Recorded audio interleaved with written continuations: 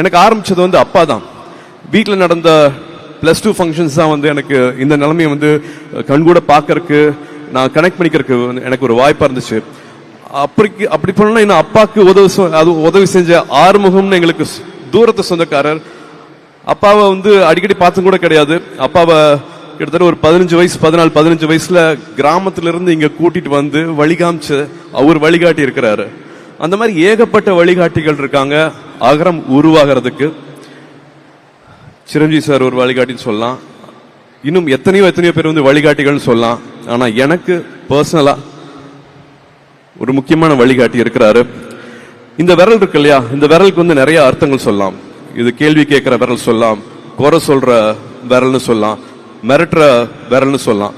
ஆனா இதே விரல நம்ம இப்படி கீழே காமிச்சோம்னா, நான் இருக்கேன், விரலை பிடிச்சுக்கோ, நீ வா அப்படின்னு கூட்டிட்டு போற விரல் இருக்கு இல்லையா, எனக்கு அந்த விரல்,